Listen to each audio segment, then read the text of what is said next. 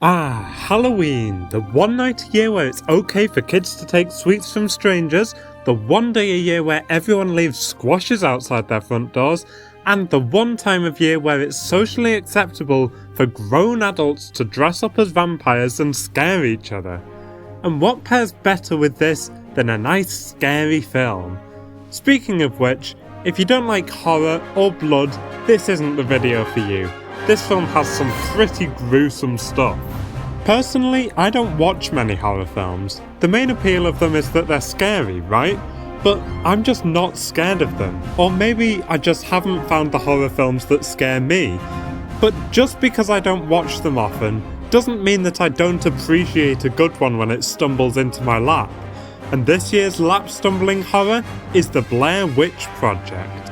The Blair Witch Project has always been on my watch list, but I just never got around to watching it. Until the other week, when my university course, that's right, I'm a smart university boy, set it as required viewing. So I watched it, and wow, I wasn't disappointed. First though, what is the Blair Witch Project? The Blair Witch Project is an independent film, one of the most successful and influential independent films of all time, and was written, directed and edited by Daniel Myrick and Eduardo Sanchez on a budget of around $60,000. The film was then sold to Artisan for $1 million, who distributed it globally, where it made around $250 million. The Blair Witch Project follows Heather Donahue, Michael Williams and Joshua Leonard, played by Heather Donahue, Michael Williams and Joshua... Hold on. Not much thought went into those character names, did it? They're film students who head into the woods to make a documentary on the folkloric Blair Witch, but they get lost in the woods and, let's just say, it doesn't end well. The Blair Witch Project is a found footage film, meaning that the film is staged as videos taken by the characters themselves and then shown directly to the audience. In fact, that was a big part of the marketing for this film. It was marketed as a real disappearance. All that had been discovered of these students were rolls of film tape, the found footage. A website was made, missing posters were posted. Some people genuinely thought these were real events. Heather Donahue's mother was even sent sympathy cards from people believing her daughter was dead. I guess that's why they didn't change the names, to feed into the idea that it was a real tragedy.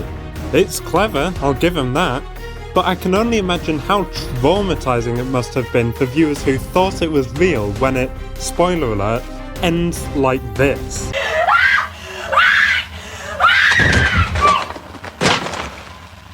Speaking of which, the film ends like this.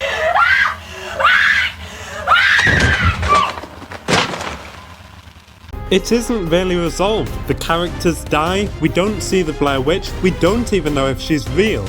And that's what makes it so great. There are often films which end like this.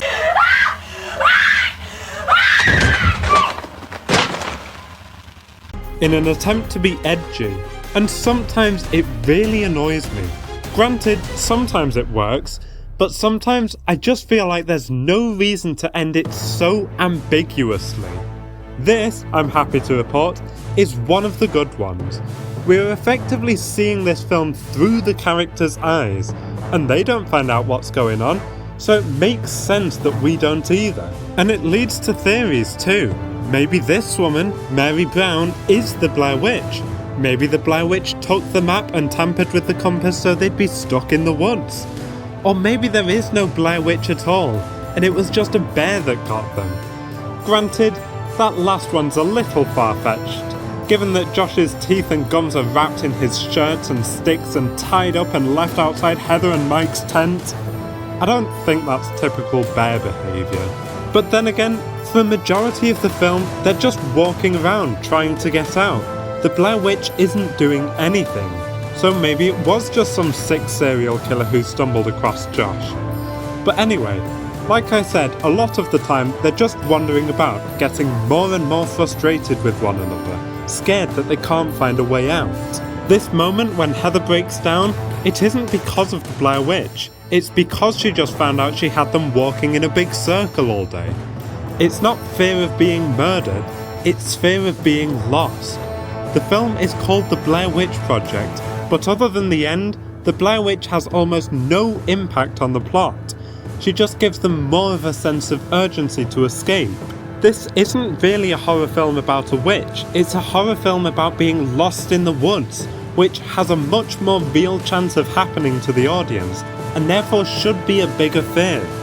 I know that if I was stuck in the woods with no map, and I'd only brought enough supplies for a couple of days, supplies which have long since depleted, I would be terrified. So really, this is my favourite horror film. Although, like I said, I don't watch many, so maybe I'm not totally qualified to praise this as the definitive best. But what do you think? Is this the best horror film, or is there something better? Let me know in the comments below. And while you're down there, remember to like and subscribe, or I'll set the Blair Witch on you.